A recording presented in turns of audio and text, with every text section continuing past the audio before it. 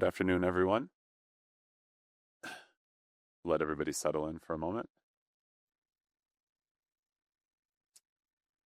So we have quite a bit of time together here in this workshop, in this master class. We're gonna really try to roll up our sleeves, keep it casual, and put into action a lot of things that Karine and I and Professor Damasceno spoke about in a panel yesterday morning. The format that I'm going to take you through here is first to introduce my fellow panelists, the invitees. Then I'm going to go over that material from yesterday quickly just to serve as a foundation for the discussion. I'll let each one of the panelists take about 5 or 10 minutes to talk about their background, their mission, and how they're seeing this challenge here in Brazil. And then we can take the rest of the time to create some breakout groups and really try to put into action a lot of these recommendations that we're talking about. So to my right here we have Karine Blendel. She's the business development lead at Heim Energy, where she plays a key role in bringing Heim's thermal energy storage solution to market. She is contributing to the growth of the company with partnerships with global companies looking to decarbonize their process heat.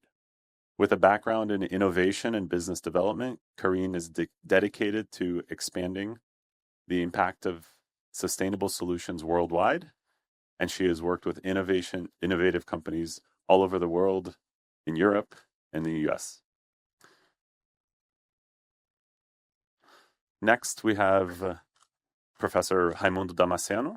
He's a distinguished academic and researcher in the fields of biomass, energy, and water research management. He is the current director of the Nucleus of Water and Biomass Studies at the Fluminense Federal University. This nucleus is an innovation research center that develops sustainable technologies for energy generation from organic materials and for improving water use efficiency. In this work, Professor Damasceno is focused on bringing research ideas to create real-world impact and has many years of experience collaborating with corporations and supporting startups. Next, we have Secretary Juliana Benicio. She has a doctorate in production engineering from the Fluminense Federal University, a master's in economy. She's a professor of IFRJ, and she also is involved in the organization INEP-MEC.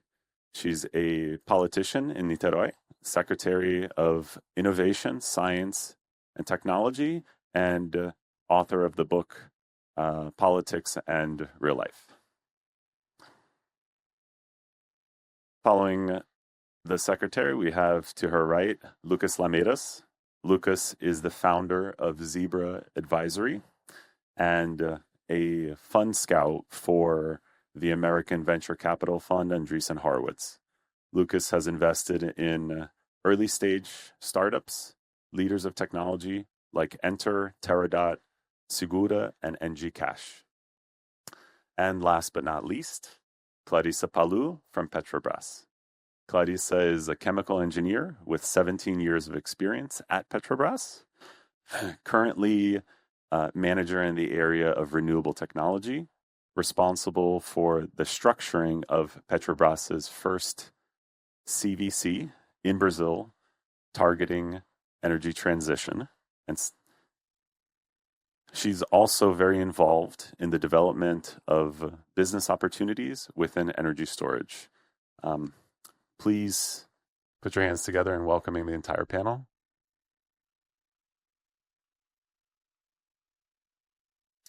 So let's go over the content that we showed yesterday at our previous panel, just to serve as a good base. So as you've seen all over the conference, 5 key players within the market to shape innovation: government, promoting, regulating, funding innovation; corporations, targeting market needs and helping mature technology; universities, really pioneering the development of new technology; entrepreneurs identifying market gaps; and taking risks to help bring those two technologies to market. And lastly, venture and risk capital accelerating growth of technology commercialization. So here within our panel, we have representatives of every one of these categories, and that's why we tried to bring everybody together in this type of format, this type of workshop. So I'm going to talk a little bit about Brazil specifically. The focus here is how to break down barriers within Brazil, and that has a lot to do with culture and how culture has represented itself within lots of statistics and lots of history.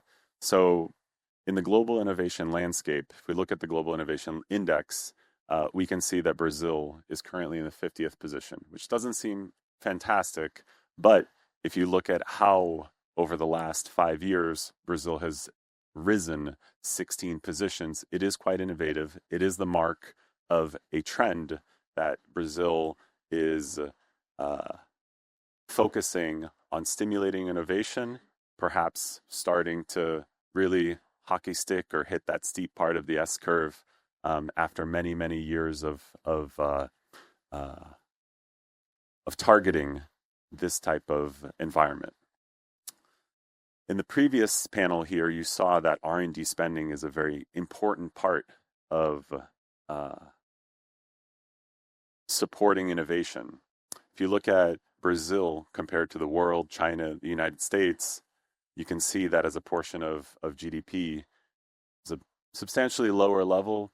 It's not terrible, but what we're also missing is a trend of growth.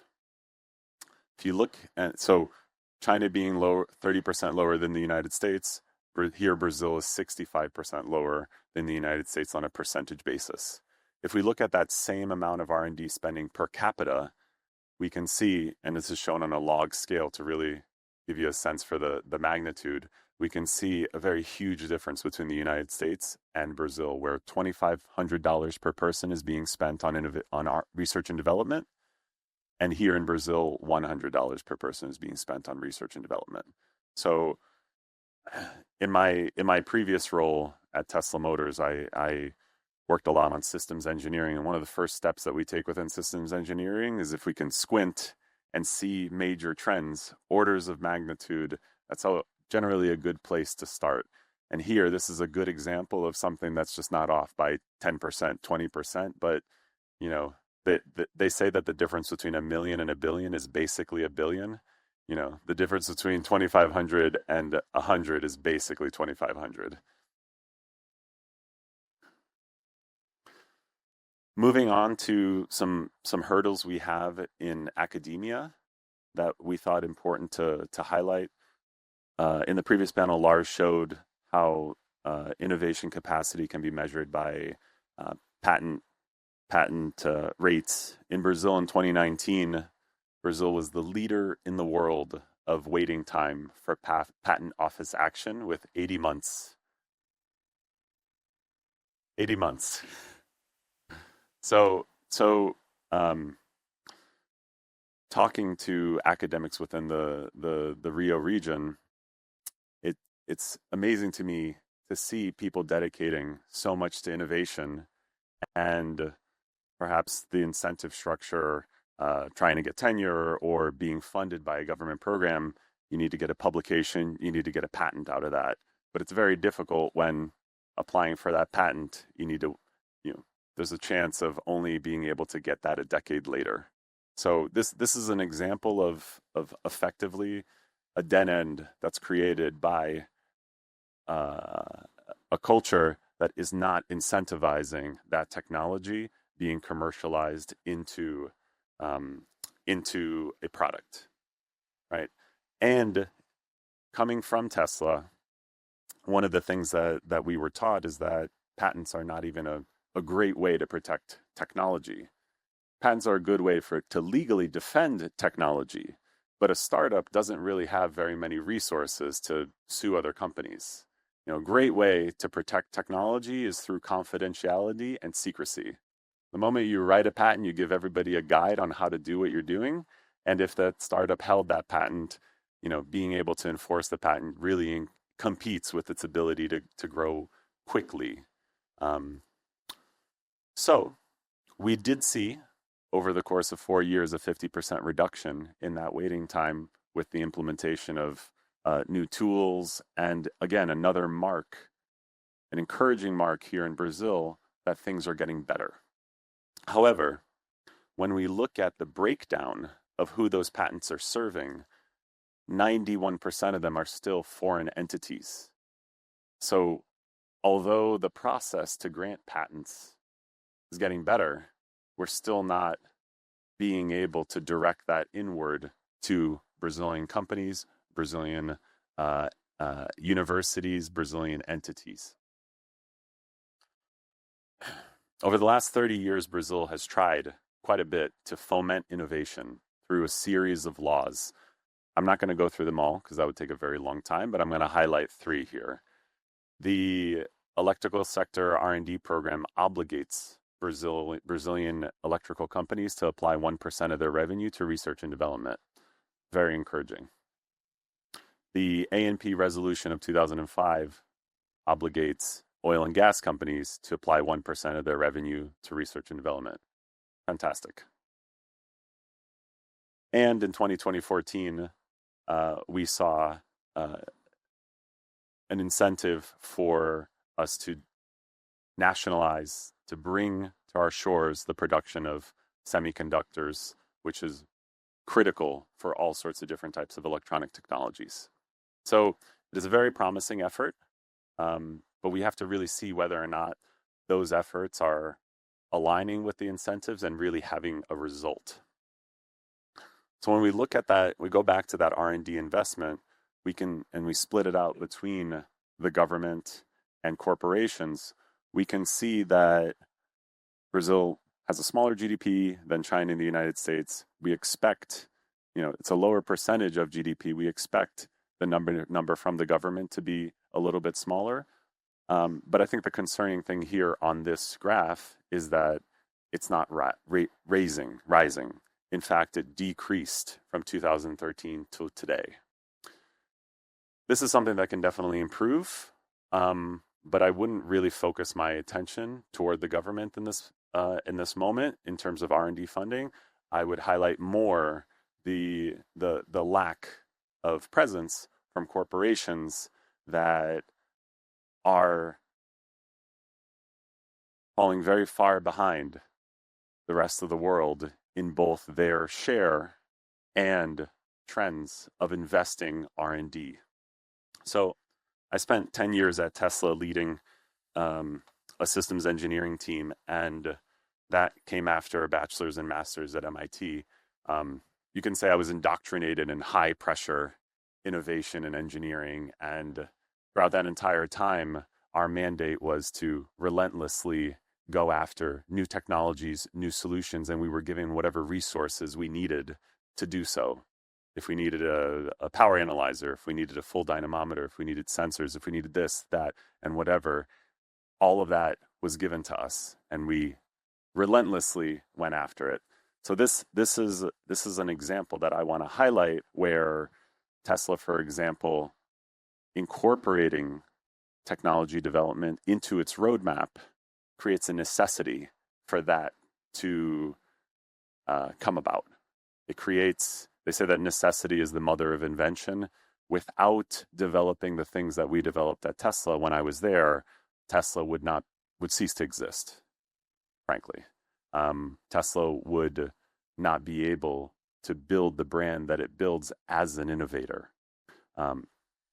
When I was there was a moment where the production rate was falling very, very behind, and the last quarter of 2017, Tesla was burning $1 billion a quarter on trying to get that factory running, and the executives decided to just create a tent in the parking lot and set up a new assembly line to break the bottleneck.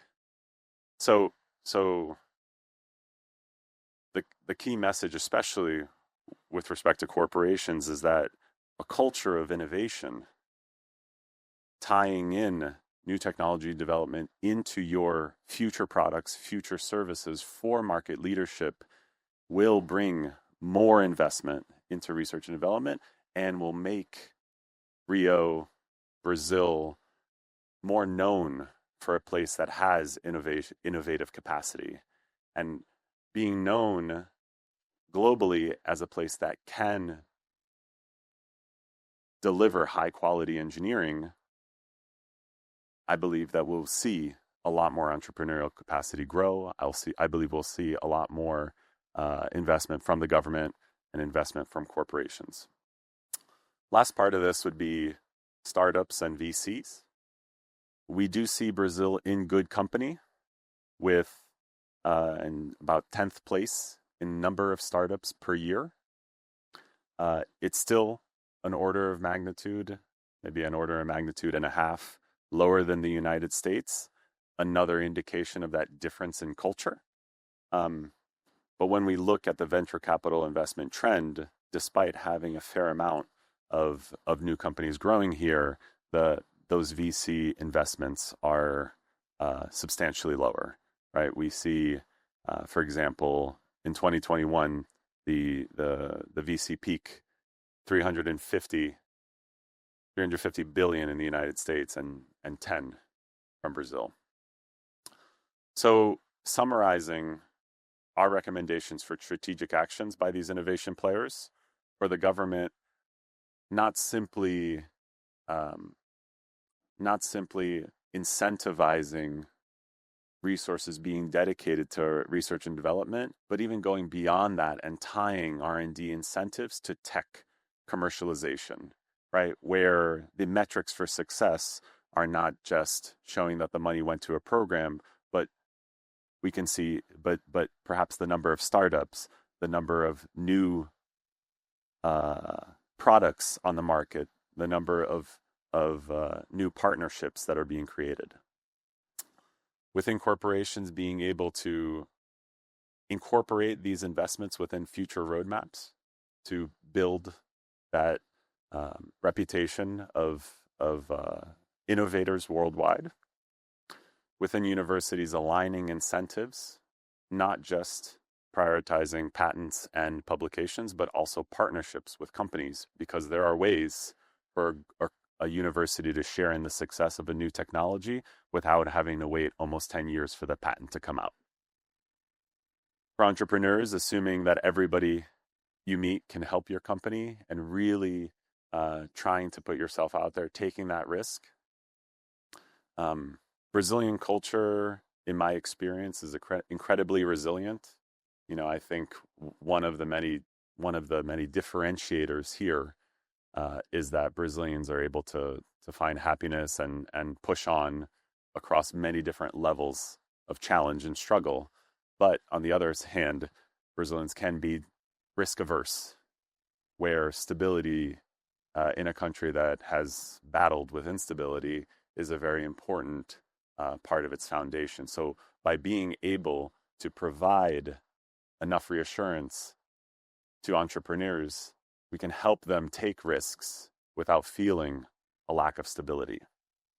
And then lastly, within the risk and venture capital industry, being able to promote dynamic and risk-embracing startup culture, making it a lot more comfortable for people to try to fail fast, for people to try to look for failure to learn, and as quickly as possible, get to the point where they're executing and delivering results. One of the things across, from my time at MIT and Tesla, you see a lot of people working 100-hour weeks and not long thereafter leading to burnout, I've always felt there's a great Brazilian saying that basically translates to slow down because I'm in a rush. And in my company, the startup that I founded, Pareto, the culture is very much more about executing and delivering results than demonstrating a breakneck speed, because oftentimes breakneck speed will break necks. It's much better to show that you can confidently and reliably deliver results than to stumble and delay things quite substantially. And we did a lot of that at Tesla at times. So now what I'm going to do after presenting this information, this kind of foundation for the discussion, I'm going to go across the room and let everybody have some time to talk about their thoughts on this topic, how to help make Brazil, how to help make Rio de Janeiro known globally as a center for innovation and having that capability for world-leading technology development. Thank you.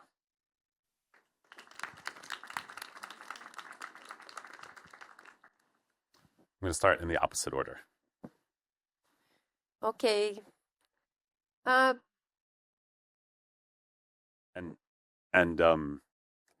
Se você quiser falar português.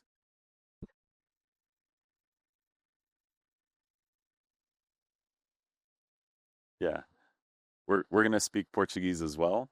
If there's anybody that needs some translations, anybody needs, please, in the discussion part of the workshop, please feel free for us to close that gap. We can help out.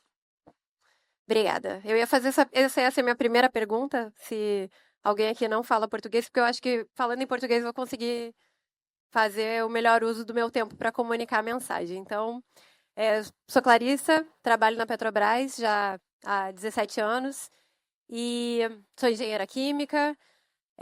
E lá na Petrobras eu trabalhei em diferentes áreas, já rodei bastante, mas nos últimos 2 anos, desde que a nossa diretoria de transição energética foi criada, eu estou trabalhando nela, estou lá desde a fundação dela. E hoje sou responsável pela área de baterias e de novas tecnologias. E acho que tem tudo a ver com o tema de hoje, porque quando a nossa área foi criada, nós nos deparamos com esse desafio de novas tecnologias relacionadas à transição energética e nos perguntamos como vamos lidar com novas tecnologias com viés de negócio. Porque, até considerando aqui algumas das informações que foram trazidas, né, sobre a necessidade das corporações investirem em P&D, a Petrobras ela é uma investidora imensa em P&D no Brasil.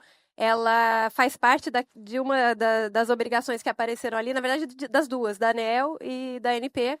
Então, ela já tem uma grande obrigação de investir, mas, para além da obrigação, ela tem uma vocação do investimento em inovação. Acho que a inovação está no DNA da Petrobras.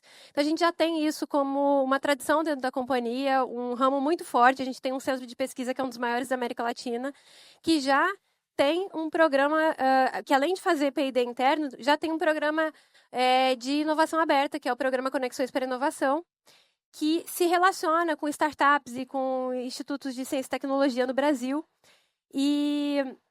Só que quando a gente chegou como área de negócio na transição energética, a gente se perguntou como é que a gente pode agregar nisso? Qual é a ferramenta que falta? E olhando para isso, querendo fazer inovação com viés de negócio, nós tivemos essa ideia de criar um fundo de corporate venture capital voltado para a transição energética e fechando um gap que a gente entendeu nessa jornada da inovação dentro da companhia, porque a gente já tinha o P&D com startups e interno e com empresas e com ICTs, a gente já tinha outros mecanismos de relacionamento ligados a desafios, contratação via CPSI, e a gente não tinha, quando essas startups que estavam ali envolvidas com a gente, utilizando essas diversas ferramentas, elas já chegavam num determinado ponto de amadurecimento, o próximo passo de ferramenta que a gente tinha dentro da companhia era o M&A. Só que aí, o M&A para uma startup, ele é uma coisa que não combina e que ia acabar esmagando, eu acho, esse viés inovador da startup. A startup ela ainda não está pronta para dar esse passo. Então, a gente entendeu que precisava um caminho do meio, e o caminho do meio, essa peça que faltava nas nossas ferramentas de inovação para que a jornada fosse ainda não completa, mas mais próximo de estar completa, era via o Venture Capital. E aí, com isso, a gente está trabalhando já há 2 anos e, no início do mês, tivemos a felicidade de anunciar a nossa iniciativa de Corporate Venture Capital, que se chama Petrobras Innovation Ventures, e o nosso primeiro fundo no Brasil, que é um fundo em parceria com o BNDES e com a FINEP, que eu acho que são também 2 outras instituições que têm essa tradição em incentivar a inovação no Brasil. O BNDES e a FINEP são pioneiros nessa ferramenta de venture capital, de corporate venture capital especialmente, no Brasil, e a gente acha que trazer eles para dentro da iniciativa emprestou muita credibilidade e também agilizou o processo, porque eu acho que se a gente tivesse que desenvolver tudo internamente, a gente ainda não ia dar tempo de estar aqui hoje contando essa história para vocês. Então, no início do mês, a gente teve a felicidade de anunciar o primeiro edital de seleção de gestor para esse fundo. É um fundo que já começa com uma primeira captação de 240 milhões de reais, fechada, e pretende chegar até um valor máximo de 500 milhões de reais. Então, eu acho que isso já é uma resposta. Não vai chegar ainda. Eu estou com aquele gráfico na cabeça. Desde a primeira vez que eu vi aquele gráfico, quando o Tom mostrou para a gente, eu estou com aquele gráfico na cabeça, eu fico... A gente vai botar 500 milhões e aquilo ali vai subir só um pouquinho. Ainda a gente demonstra que a gente tem um grande caminho pela frente, mas eu entendo que a Petrobras, com esse passo, faz uma diferença relevante no Brasil. Faz seu papel de corporação dentro da inovação, mas claro que a gente tem que ter sempre em vista que isso não pode esmorecer, não pode morrer com o tempo. E uma iniciativa como o Corporate Venture Capital, ela vem também com esse desafio de perenidade. Porque esse primeiro fundo que nós estamos estruturando, ele vai ter 10 anos de duração, podendo ser estendido para mais 2. Então, a gente está falando aqui de um casamento de 12 anos com o gestor, com as startups, e uma aposta de longo prazo. E isso aí já também conversa um pouco com um desafio que é de governo.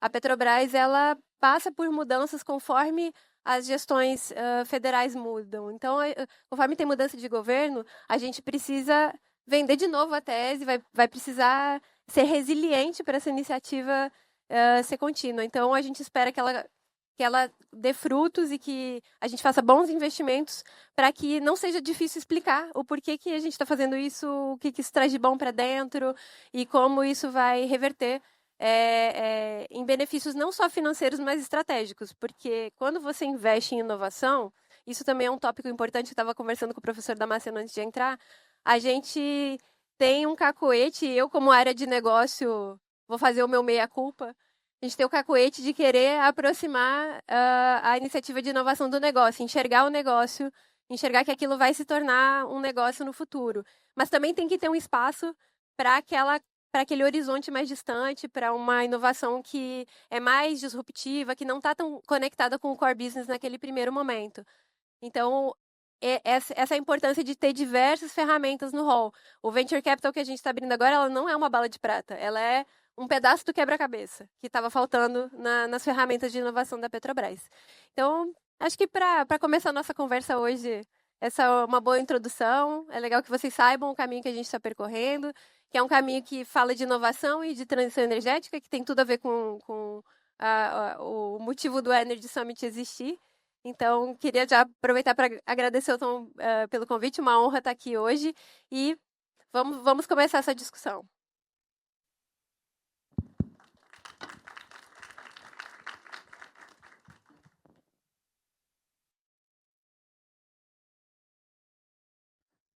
Bom dia, pessoal, tudo bem?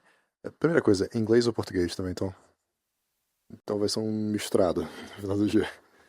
Gente, boa tarde, tudo bem?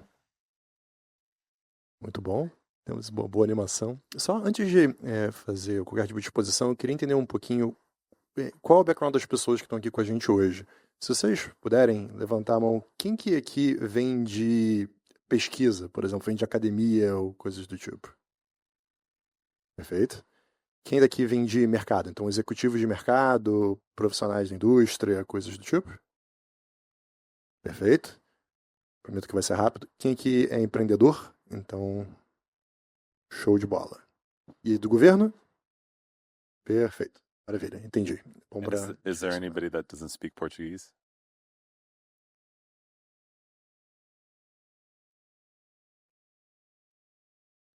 Vamos que vamos. You're going to have great comments on the expositions of a lot of people. Telepathic notes, right? Ok.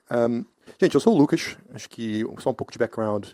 Eu morei em Londres por muitos anos, então quase 10 anos lá, trabalhando na empresa do 3G Capital, então Ambev e Kraft Heinz. Depois, eventualmente, eu saí desse mundo corporativo para o mundo de investimentos. Primeiro numa asset chamada Atmos Capital, depois no fundo de growth, depois em fundo de early stage. E hoje eu estou montando a minha própria gestora e ajudo um fundo americano chamado A16Z, que é um grande fundo de tecnologia americano, a investir no Brasil. E eu faço isso do Rio de Janeiro, que é um pouco contraintuitivo, porque todo mundo diz que a maior parte da atividade de startup no Brasil fica em São Paulo. Isso é verdade. Só que é muito interessante, agora já entra um pouco no tópico do Tom, de como que a gente consegue fazer o Rio de Janeiro dar mais certo, que quando você, na verdade, olha alguns dos melhores institutos de engenharia do Brasil, a verdade é que São Paulo tem a USP, tem a Unicamp, que não é em São Paulo, o ITA também não é em São Paulo, enquanto o Rio de Janeiro você tem o FRJ, o IMPA, a PUC, o IME, um pouquinho mais distante, mas mais perto que o ITA e que é a Unicamp, você tem a UF. Então, assim, o Rio de Janeiro ele tem muita gente boa e muito talento técnico muito competente. Mas eu acho que tem algumas coisas aqui que são importantes. Vamos breaking down aqui desde o começo. E vou falar com o chapéu de investidor de Venture Capital. Então, empresas de alta tecnologia, que tem muita chance de dar errado, mas que se derem certo podem se tornar muito grandes. Nessa linha, acho que o primeiro desafio que a gente tem é um problema de ambição.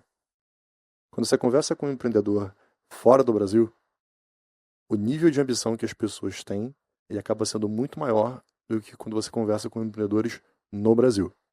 Isso acontece por muitos motivos diferentes. Um que é muito dito é que o Brasil é um mercado muito grande. E por ser um mercado muito grande, suprir a necessidade interna do mercado brasileiro já permite que a empresa seja grande. Isso não é necessariamente verdade. O PIB americano é 14 vezes maior que o PIB brasileiro. A diferença de 2,1 tri de dólar para mais de 27 tri de dólar. E quando você vê essas grandes companhias americanas versus no Brasil, isso fica bem claro. Vocês sabem qual é, mais ou menos, a 100ª maior empresa nos Estados Unidos hoje? É uma empresa chamada Bell Tower, que vale seus 100 bilhões de dólares. No Brasil, a gente não tem nem 100 grandes companhias para falar, mas vamos botar a número 80. A número 80, a última vez que eu vi, era o Grupo Pão de Açúcar. O Grupo Pão de Açúcar valia 200 bilhões de dólares. A 79 era a Azul. A Azul valia 210 milhões de dólares. A 78 era a Localweb, que valia 230 milhões de dólares. Quando a gente fala com o chapéu de investidor de venture, isso é muito importante, porque uma empresa de 200 milhões de dólares não é uma empresa grande o suficiente. É claro que tem questões estruturais aqui. Então, o Grupo Pão de Açúcar não vale de verdade 200 milhões de dólares. Só que uma boa parte do valor dele está em dívida. Como os juros no Brasil é muito alto, você acaba tendo um parcela de dívida muito grande para o investidor de equity. Infelizmente, você tem 200 milhões de dólares para brincar. Então, acho que esse é um desafio, para começar. Qual o tamanho da sua ambição e como que a gente consegue fazer com que os empreendedores no Brasil tenham ambições maiores? Porque a verdade é que com a qualidade das coisas que nós temos aqui, das mentes que nós temos aqui, nós podemos fazer empresas globais. Quando a gente fala de tecnologia, as pessoas às vezes esquecem que o cofundador do Facebook, do Instagram, da Fair, são brasileiros. O Tom, que passou 10 anos na Tesla liderando o time de engenharia, é brasileiro. E nós temos muito mais pessoas assim. Então acho que esse é o primeiro motivo. Primeira coisa, dizer que é possível. Acho que a segunda coisa que é importante é que, falando de Rio em específico, é muito mais difícil fazer negócios no Rio de Janeiro do que em outros lugares no Brasil. Então, assim, a verdade é que eu vou para São Paulo toda semana. E é engraçado quando você fala com um empresário de São Paulo, as coisas acontecem. No Rio de Janeiro, você, não sempre, mas muitas vezes, tem uma cultura um pouco mais aversa a risco. E isso talvez seja uma questão histórica de como que a economia do Rio de Janeiro foi desenvolvida, centro político, etc. Mas não importa. Acho que se os empresários brasileiros no Rio de Janeiro não tiverem uma cultura mais disposta a dar a oportunidade das pessoas fazerem coisas juntos e não quiser take over uma parte grande do negócio do empreendedor que está começando, que também é muito comum aqui no Rio, você não vai ter mais atividade econômica. Então isso é muito importante. A gente tem que ter uma cultura que é pró-business e não uma cultura de botar entraves. Também facilitar esse movimento com outros centros econômicos também é importante. E aí, do ponto de vista de academia, que eu acho que a gente falou aqui também, quando essas novas empresas são criadas, eu acho que é muito importante que isso seja direcionado para a indústria. Aqui, muitas vezes, quando a gente fala com pesquisadores, a gente fala da pesquisa pela pesquisa e da criação pela criação. Mas a verdade é que, se você não direcionar a criação para resolver um problema, a criação não tem valor. Porque se ela não resolve um problema, ninguém compra. E se ninguém compra, eventualmente, ela é perdida ao longo do tempo. E eu acho que a última coisa, para fechar, que eu estou estendendo aqui, que é muito importante, é que no final do dia, a coisa mais difícil, quando você é um empreendedor, é para você continuar trabalhando todos os dias em meio a muitas adversidades. Empreender é horrível.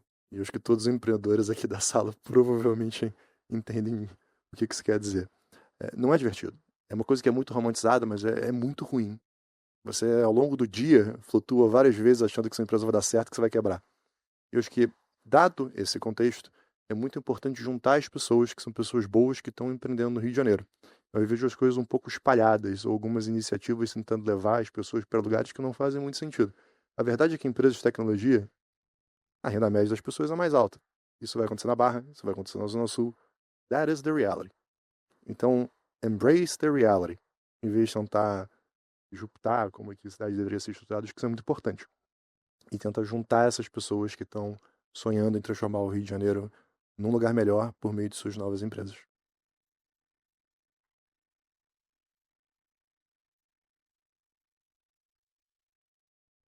Olá, boa tarde, tudo bem?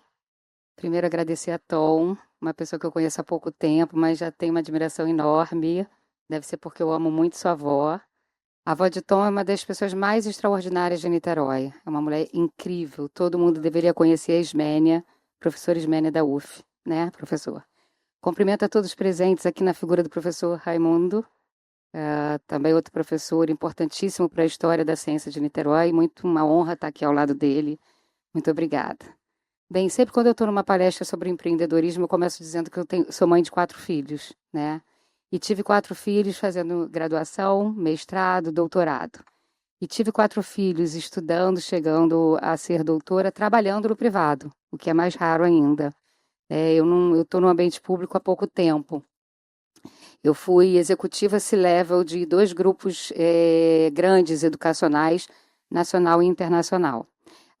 Entro para o poder público em 2017, quando eu faço o concurso para professora efetiva do IFRJ, como o Tom já tinha antecipado. Lá, logo assumo a coordenação dentro da Agência de Inovação do Instituto Federal. E aí pude ver de perto o que na academia acontece e quais são os maiores entraves da academia para a inovação. Eu estava especificamente numa área bem burocrata ali dentro, mas depois eu vou falar um pouquinho mais sobre isso.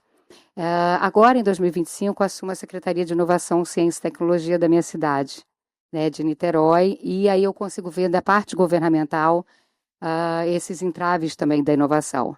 Então, eu acho que eu vou tentar trazer aqui hoje essa costura dessas visões de experiência, de estar no privado, num cargo de executivo e tentando desenrolar inovação numa economia crescente de conhecimento, depois passando pela academia e chegando ao poder público e tentar costurar para a gente conseguir entender a complexidade do Brasil.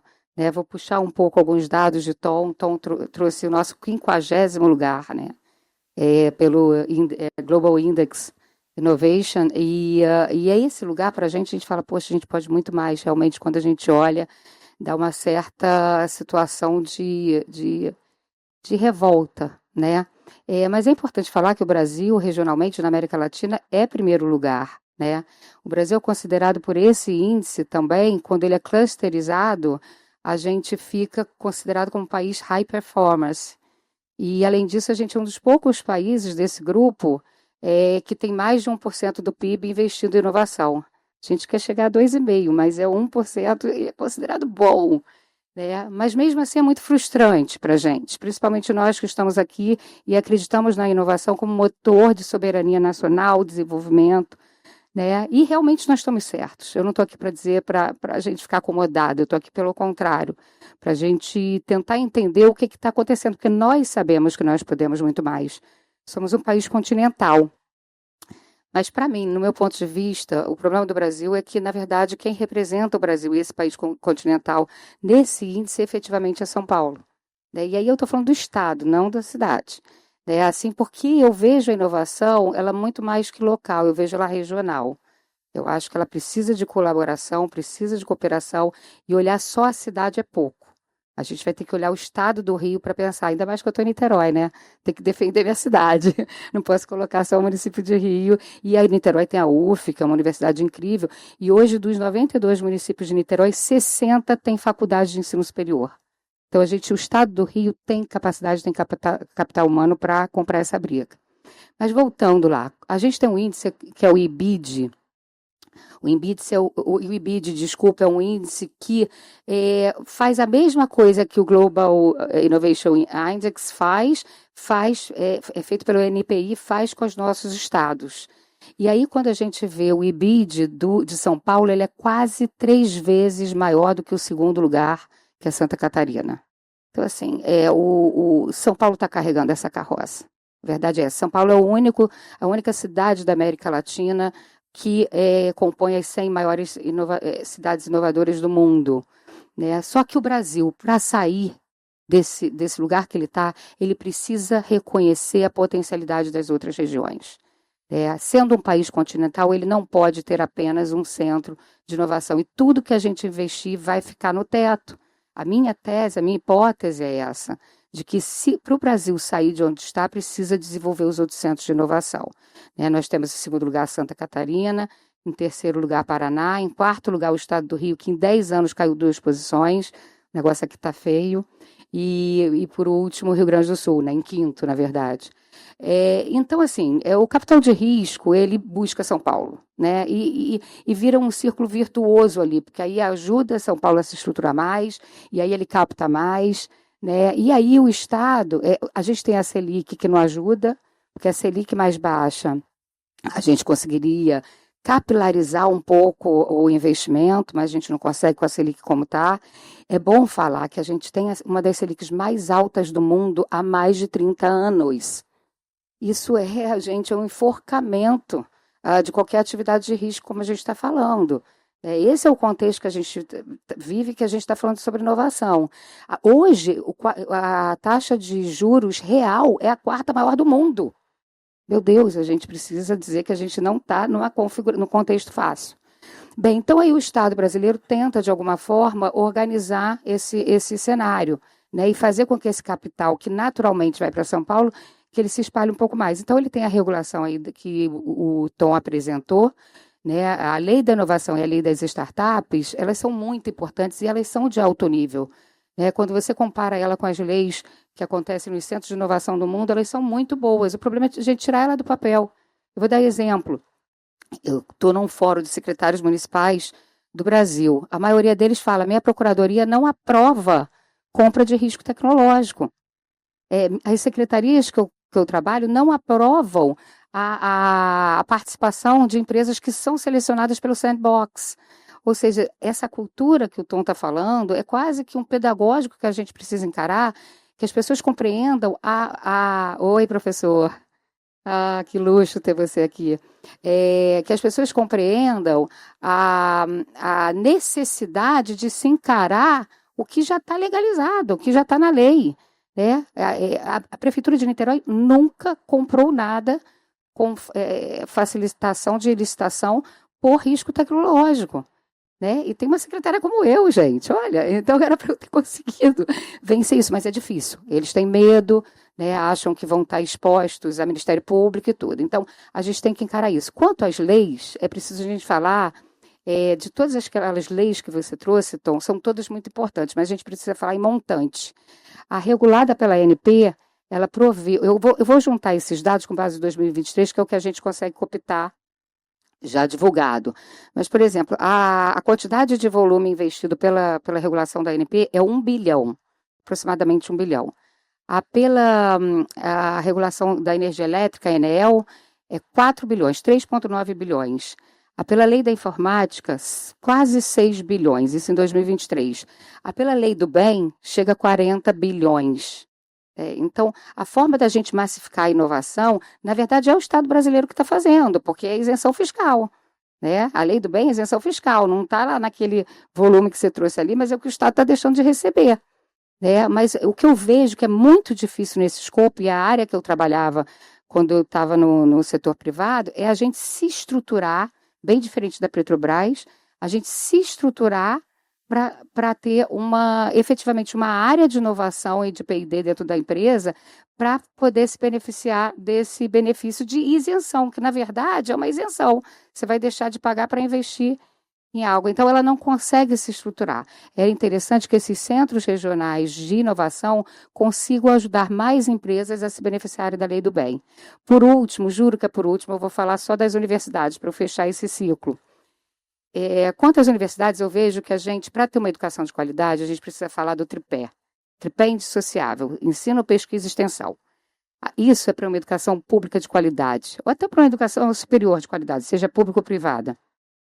Contudo, quando eu falo de pesquisa e inovação, esse tripé já não vale mais. Eu sinto que a cultura da universidade de se basear nesse tripé atrapalha a inovação nas universidades. A gente precisava ceder mais pesquisadores para centros de pesquisa e realmente envolvidos em projetos de inovação concretos. Porque quando ele fica preso em dar aula, em publicar muita coisa para poder pontuar para CAPES, né? Às vezes ele deixa uma missão efetiva de criar solução para o mercado, que é o outro gargalo que você falou.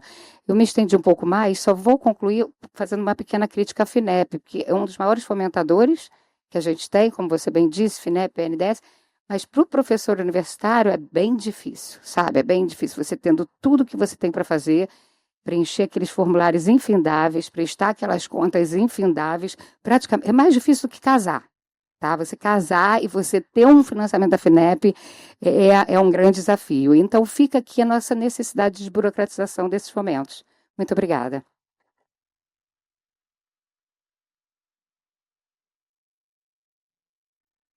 Boa tarde. Estão me ouvindo? Antes eu queria agradecer ao Tom pelo convite, pelo que me convidou para estar aqui. E, ao mesmo tempo, quando a gente falou em toda essa dificuldade, o brasileiro tem essa mania de não acreditar no país, eu acredito. Exemplo, o Tom, da Tesla há 10 anos, formado do MIT, pensou o tempo todo em tecnologia, ele se educou com a formação que ele já me contou, fez cursos técnicos até entrar na engenharia e optou pelo Brasil recentemente. Então, ele é um estudo de caso extraordinário. Nós devemos seguir, palmas para o Tom. O nome da empresa dele, dessa startup, é Pareto, que eles pronunciam em inglês Pareto. Bonito, hein? O inglês perfeito. Bom, eu estou aqui muito feliz, sabe por quê? Eu tenho um aluno aí, Lucas, ali. Tem aqui você que é a nova secretária lá da UDA, de Ciência e Tecnologia. Fiquei muito satisfeito, Isabela. E a Clarissa ali, a nova geração que está trazendo luminosidade para a Petrobras. Agora, lembre-se de uma frase do Newton. O Newton dizia assim: se eu conseguir enxergar mais longe é porque eu me montei em ombros de gigantes. Então, saiba o seguinte, que eu queria dizer, é que essa geração nova da Petrobras, é importante saber que os que vieram antes construíram o SEMPES, construíram a Petrobras, e é bom vocês darem essa alavancagem a partir do que foi feito. Não esqueça, porque às vezes tem essa mania do que foi feito não presta, vamos começar tudo de novo. Não, foi construído com muito zelo e esforço e tem que merecer ser homenageado. Bom, a Isabela já tirou muita coisa que eu ia falar. A Juliana, desculpe. A Juliana tirou muita coisa que eu ia falar da academia. Mas eu vou trazer aqui um pouco do retrato da academia, uma vez que eu acompanhei praticamente toda a história acadêmica da Universidade Brasileira, eu estando dentro da academia. Eu dividiria o seguinte: até 1968, a Universidade Brasileira era europeia, era um modelo europeu. Alguns professores, muitos poucos, faziam pesquisa. Mas houve uma mudança. A partir de 68 passou a ser o modelo americano. Aí incorporou pesquisa, ensino e extensão. Outra diferença que houve foi que ela passou a ser departamental. Então, hoje a universidade, a célula menor da universidade é chamada departamento, que é igual ao sistema americano. A outra diferença é que ela passou a ser do regime de créditos e não serial. Antigamente, você tinha primeiro ano de engenharia, segundo ano de engenharia, terceiro. Se você fosse reprovado numa matéria de engenharia, tinha que repetir o ano. Agora não, você repete aquela matéria. Então, essas foram ideias fundamentais. Em 1970, foi criado o regime de tempo integral, 20 horas, dedicação exclusiva, 40 horas sem dedicação exclusiva. O que a Isabel está dizendo é uma coisa que eu tenho falado até com o Tom, que é ver... A Isabela não, a Juliana. Mas até o final da gravação, eu ainda não vou aprender, ainda vou te dizer. É porque a antecessora. Bom, ela tem que ir mais lá no NAB, viu? Você está convidada para ir lá no NAB. Bom, o que houve lá em 70? Foi criado o sistema profissional do professor, aquele que se dedica. A partir daí foi possível fazer pesquisa. Há 20 anos atrás, 30 anos, mais ou menos 25, o Brasil era o 10º colocado em número de trabalhos publicados. Aí houve um grande esforço do governo de incentivar a publicação, aí o Brasil hoje é 10º em pesquisa. Aí tem outra coisa que você falou, que eu vou dizer por que acontece isso, do professor não ser incentivado. Eu já percorri a vida toda essa via-cruz de fazer projeto, fazer relatório, é horrível isso. E além disso, você ainda tem que prestar pesquisa, ensino e extensão. Ora, o professor não é incentivado a fazer inovação. Mas existe a Universidade Federal Fluminense, o Ricardo está ali nos dá a honra disso, ele pode dizer o seguinte, que a UF criou logo a AGI há 20 anos atrás. E a UF fez mais. Uma das coisas, diz, não tem cultura de inovação. A gente sabe que isso vai pela educação. Então, o que fez a UF? Criou disciplinas de empreendedorismo. O Ricardo estava me dizendo que tem na UF 40 disciplinas de empreendedorismo. Então, quase todos os cursos são obrigados a fazer a disciplina de empreendedorismo. Alguns anos atrás se falava mais de startup, falava mais de empreendedorismo e de transferência de tecnologia, os termos vão mudando. Mas aqui no Brasil, você sabe muito bem, Juliana, agora acertei. Você sabe muito bem que nós temos uma cultura bacharelesca. O que atrapalha, sabe o que é, Tom, no Brasil?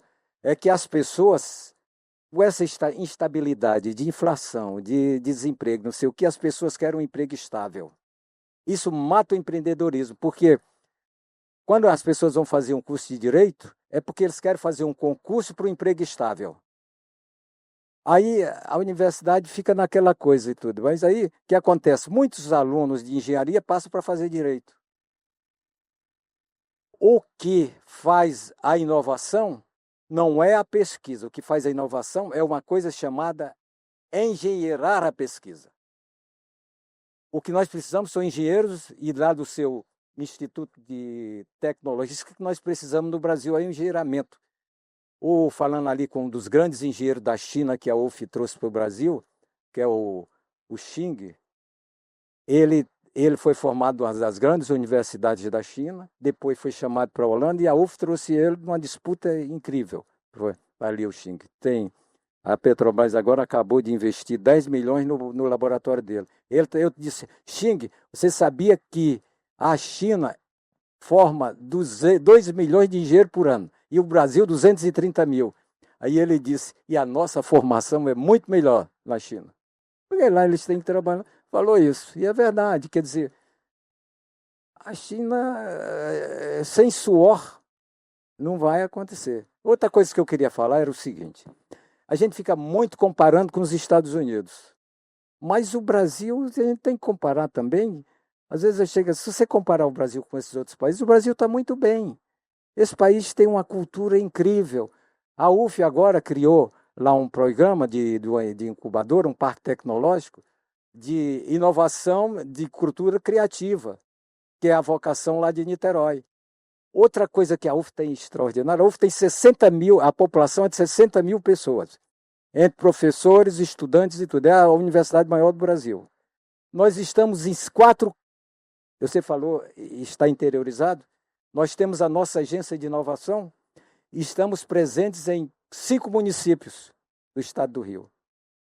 Graças àquele homem ali, que é um entusiasmado, o Ricardo, que colocou em volta. Vocês sabiam que a CSN, quando foi instalada em 1945, que foi a CSN, foi a primeira siderúrgica, foi por conta do governo americano, que o Brasil só entrava na Segunda Guerra, o Getúlio disse, o presidente, se nos deram uma siderúrgica. Aí deu. Aí não tinha como preparar mão de obra. A UF criou o curso de metalurgia, que foi graças a esse curso de metalurgia que a UF criou a competência, que o Brasil criou competência na indústria siderúrgica.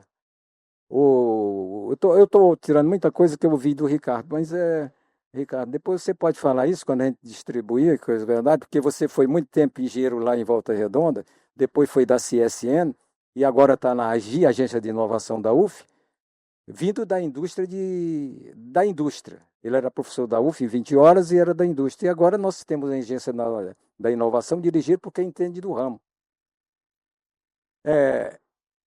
Você disse um número, que eu tenho outro número.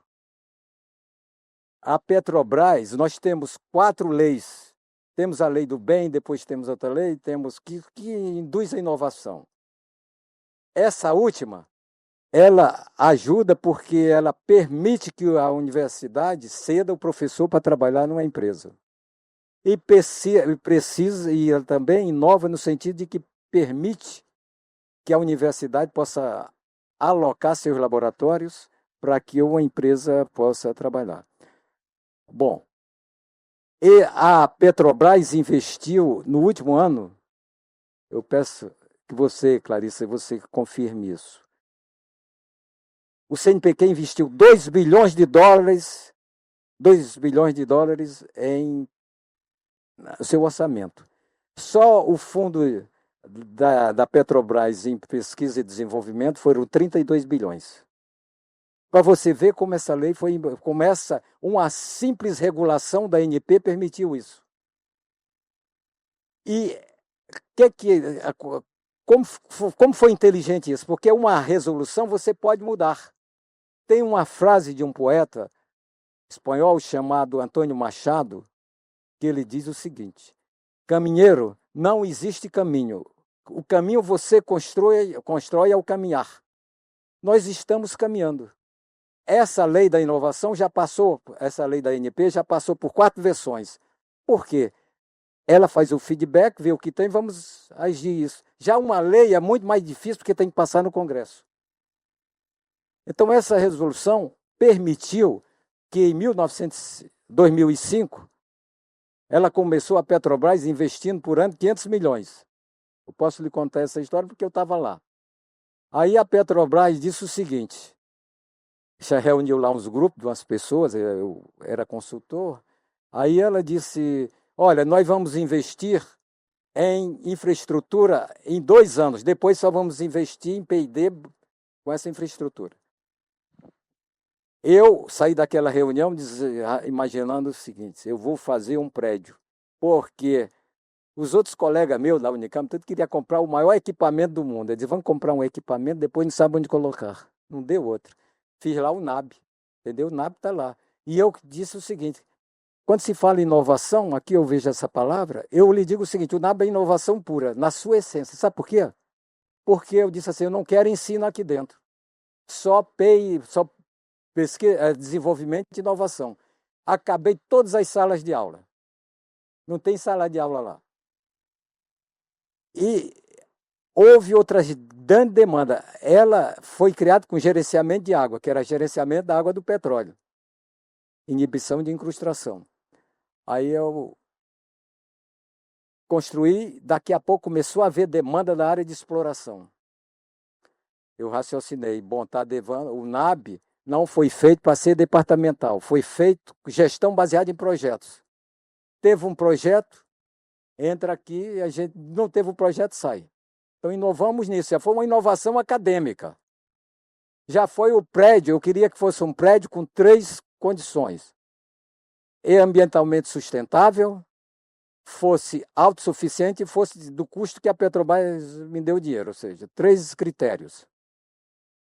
Ganhou um prêmio, já ganhou prêmios arquitetônicos.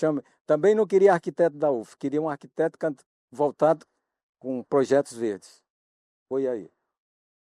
Depois, quer dizer, inovamos na construção, e depois tem o seguinte, lá tem um slogan que eu coloquei. NAB, Inventions and Innovation. Porque eu queria em inglês, todo mundo lá falasse inglês, e segundo, que lá todo mundo sentisse o clima de invenção e inovação. As inovações hoje em dia, desde a Segunda Guerra Mundial, houve uma revolução nas inovações. Antes era a invenção de um cara super talentoso, o Thomas Edison, inventou não sei quantos, até aquele ano. A partir de 1945, as inovações nascem do conhecimento. Aí nasce dentro das universidades e dos institutos de pesquisa. Bom, uma coisa que eu aprendi foi ler a sinalização. Quando o Tom fez isso, já entendi. Porque se deixar, Tom, eu vou até... Tá bom, eu vou parar aqui. Olha, então eu queria parar esse recado, dizer isso aqui, entendeu? Que eu estou muito feliz de estar aqui e eu espero que a gente possa amadurecer. Mas eu queria passar um pouco da minha experiência para dizer qual é o gargalo. É isso mesmo, o professor está sobrecarregado, mas existe um nicho dentro da universidade que se dedica, que está cada vez aumentando. Aí, que tem hoje a visão de inovação induzida até pelas agências de fomento. Obrigado. Professor. Kareed, I'm going to wrap up everything that you just said. My esteemed colleagues here have in their experience talked a lot about the barriers and challenges and opportunities in Brazil. As another member of the startup community, mine is a lot younger than yours, and a foreigner seeing from the outside in Brazil. Yep. How does Brazil present itself to you? How can we, based on all your experience at Heim, in Europe, around the world, do better? Oh my gosh, that's pressure. Actually, while you were all talking, and I don't know what you said, because I understand innovation, and that's kind of not much more than that. I was actually thinking of more like the personal level of innovation, like the personal journey, and actually reflecting on my own journey, and how I went from being this young girl in France, caring about the world, the environment. I've always cared a lot about the environment, and going through an education in chemistry, and always having this idea of like, how can we do like something to help the planet? How can we fight pollution? That's why I went into chemistry. I wanted to do like green chemistry. It didn't exist at the time. So I found myself going like, so looking for ways to have an impact, and always felt a bit like how is it called? An outlaw, or not fitting in like this established organization, like academia and large organization established. I worked in French embassies as well. Never really found my home because I felt it was not the right thing for me. And then we moved to the US, and I met the MIT community. And there it was completely normal not to be normal, and kind of just having these crazy ideas and, hey, let's make it happen. And meeting all these people, I realized, wow, okay, well, you can have a life like this. And I think, so my point here is there's this individual level, we all go through the school system, the higher education, and we become good at what we are being asked to be good at. And if we're asked to be good at, passing exams and having good grades and learning things, That's what we become good at. We don't become good at taking risks or innovating or so. Because I really found my home in working with startups, because it's about, I can really have this like impact driven work life. I go to work, and sometimes I promise you startup life is not it's not the dream. It's also really hard work, because you have to build the road, build the car. There's no wheels at the beginning, so you push it, and then there's a whole, I mean, it's a hard journey. But I wouldn't change for the world, because I love going to work with these crazy people around me. So I think it's just really important to create this culture already in school, at university, of, trying, being curious, experimenting with the knowledge that you're given. It's okay. It's actually appreciated. Because that's where it starts. It starts with people. And then you build the whole thing around it. Like you have to, of course, appreciate the risk that entrepreneurs are taking by giving them the support. It can come from corporations. It can come from soft funding. So my startup is working on developing this energy storage system for industrial decarbonization. It's very CapEx intensive. So we need a lot of funding early on, from soft funding, to build the first, to finance our R&D, to build the first demonstrator. And then we need commitments like from corporations, the first customers who are going to take the risk to work with us on building the first systems. So there's a lot of risk taking along the way when you talk about innovation. I think that's what I had to say.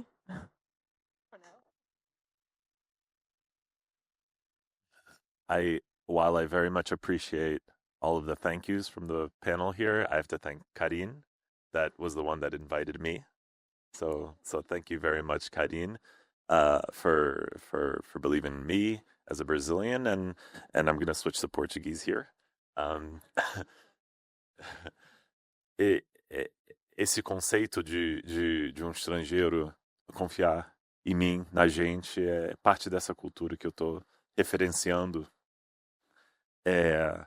Nos últimos 16, 17 anos, eu vivi uma vida onde só mencionar MIT, Tesla, pessoas ficam animadas com o conceito de inovação. É uma coisa super animadora. E essa animação é uma coisa meio contagiosa. É uma coisa onde as pessoas se sentem um pouco mais a fim de tomar o risco, um pouquinho mais interessado em fazer uma coisa diferente. E muitas pessoas me perguntaram por que eu voltei para o Brasil. Sabe, eu fui para os Estados Unidos como neném, morei lá a minha vida inteira e eu trouxe minha família aqui 2 anos atrás, primeiramente para descansar, depois de 10 anos da Tesla, passar um tempo com os meus nenéns. E a segunda razão era porque esse próximo passo na minha vida, criando uma nova empresa, seria muito difícil, com um custo de vida em São Francisco, onde se bobear, depois de um ano não tem mais para pagar em nada. Então, sabe, aqui o Rio de Janeiro, o Brasil, ofereceu muitas oportunidades. Trazendo essa cultura para o Brasil é a meta para mim, porque eu sempre gostei de trabalhar em desenvolvimento de tecnologia. A Tesla cresceu de 2.500 funcionários até 115 mil funcionários durante o tempo que eu estive lá, e ficou muito diferente a empresa. O custo de erro era muito maior, a burocracia, o processo era muito mais difícil. E eu reconheci que eu gosto muito de criar, e quando você começa a falar sobre esse conceito de criação e você começa a dar essa possibilidade, as pessoas acreditam muito mais.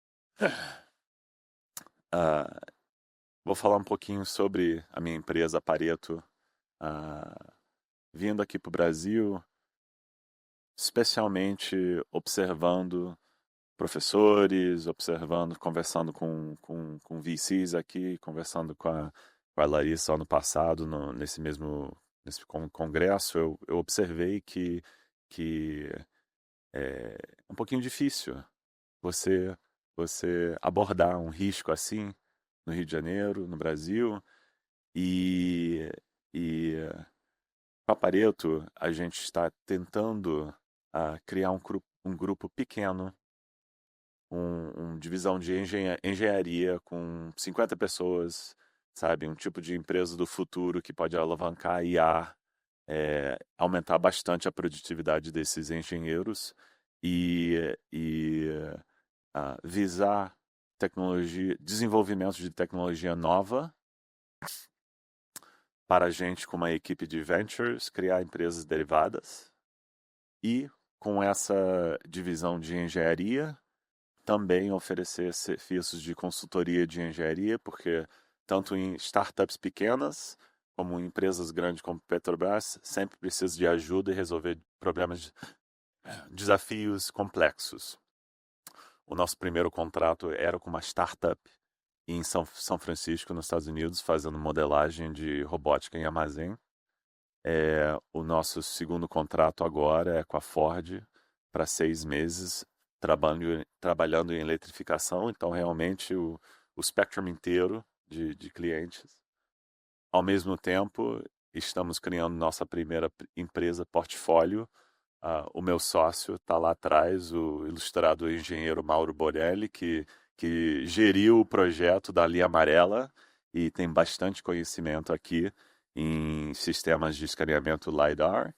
E a gente está, neste momento, negociando com a partida dessa empresa escaneamento de milhares de torres de transmissão elétrica para ajudar a indústria de transmissão a realmente entender muito melhor as fontes de falha e a vida útil dessa peça integral da nossa infraestrutura aqui no Brasil.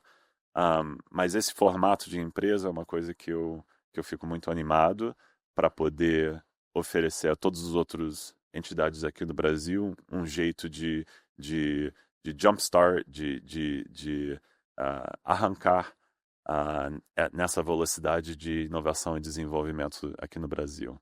Então, com isso, eu vou agradecer a todos os panelistas e deixar a nossa última hora de uma forma bem casual. Fica à vontade. Eu não vou fazer perguntas, porque realmente eu acho que é bom a gente conversar. Eu vou pedir a secretária Juliana ficar aqui na frente comigo. Eu vou pedir o professor Damasceno e a Clarissa para passar lá naquele canto, e a Karine e o Lucas aqui em inglês a princípio, para ficar nesse canto aqui, abordando 3 temas principais. Vamos ficar aqui, vamos ficar ali, os dois? Um pouquinho mais espaço entre todo mundo. Não, ali. E daí vocês aqui. Start off in English. Então, 3 temas principais que a gente acha que seria bom a gente conversar aqui no nosso primeiro grupo. A jornada de tecnologia de invenção à comercialização. A gente tem uma representante de universidade e uma corporação. Aqui neste grupo, realmente falando sobre recursos que startups precisam. E neste grupo aqui falando sobre conselho e orientação para startups. A lot of times startups have a difficult time knowing how not to make the wrong move. So we're going to be talking there in that group about guidance for startups. So todo mundo levanta, por favor, vem e vamos conversar uma boa conversa aqui. Agradeço todo mundo pela sua presença e vamos que vamos.